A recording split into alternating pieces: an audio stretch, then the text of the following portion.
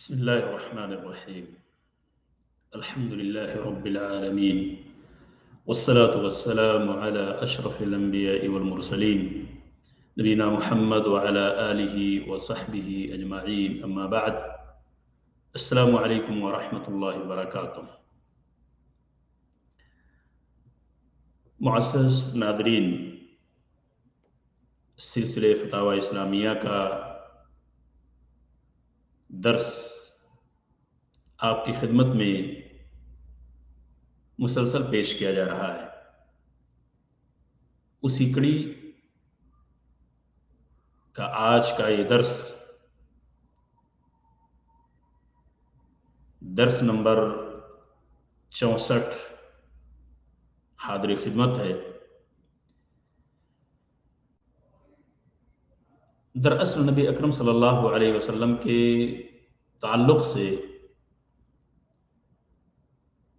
بعض مسلمانوں کے اندر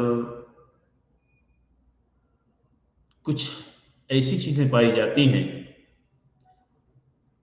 کچھ ایسا کام آپ صلی اللہ علیہ وسلم کے تعلق سے کر بیٹھتے ہیں جو یہ نہیں کہ صرف ایک بدعت کی حد تک محدود ہو، بلکہ وہ دائرہ اتنا وسیع ہو جاتا ہے کہ دائرے شرک میں داخل ہو جاتا ہے۔ سائل کا سوال کچھ اسی تعلق سے ہے۔ سائل کا کہنا ہے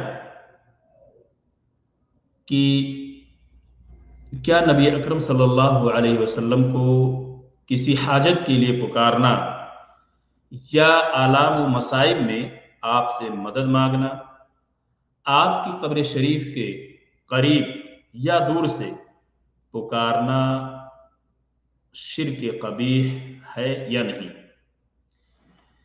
یہ ہے سوال، اور یہ سوال سعودی عرب کی فتویٰ کمیٹی کے پاس پیش کیا گیا۔ فتویٰ کمیٹی نے جواب دیتے ہوئے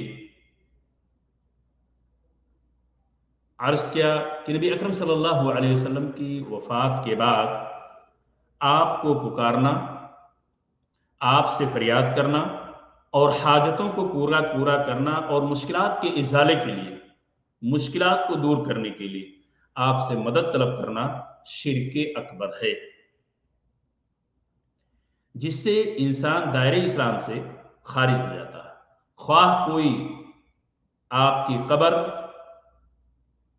کے پاس سے آپ کو پکارے یا دور سے، مثلا یوں کہے یا رسول اللہ مجھے شفا عطا فرما دیجئے، یا میرے غائب کو واپس لوٹا دیجئے، اس طرح کے جو بھی چیزیں ہیں، اس طرح کی حرکت، اس طرح سے نبی اکرم صلی اللہ علیہ وسلم کو پکارنا، یہ شرک اکبر تک انسان کو پہنچا دیتا ہے، اور یہ شرک اکبر ہے، گویا کہ وہ شخص دائرہ اسلام سے خارج ہے۔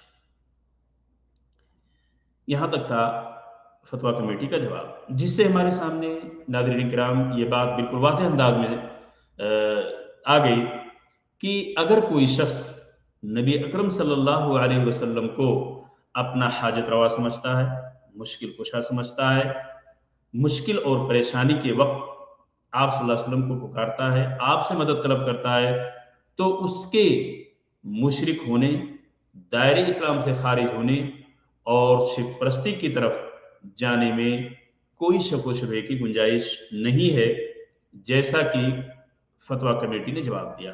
اللہ تبارک تعالی ہم سب کو اس مہلک گناہ سے محفوظ رکھے، کیونکہ یہ جب انسان اس دائرے میں داخل ہو جاتا ہے، شرک جیسا عظیم گناہ کر سکتا ہے، تو پھر اس کے بچنے کا کوئی اور راستہ نظر نہیں آتا ہے۔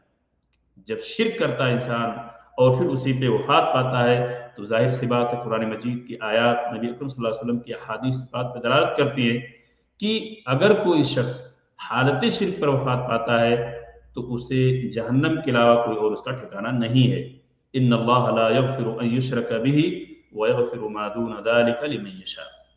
تو شرک اتنا عظیم گناہ ہے، اللہ تبارک تعالیٰ سے دعا ہے کہ اللہ تعالیٰ ہم سب کو اتباع سنت کی توفیق دے، شرک پرستی، بت پرستی سے محفوظ رکھے۔ آمین۔ السلام علیکم ورحمۃ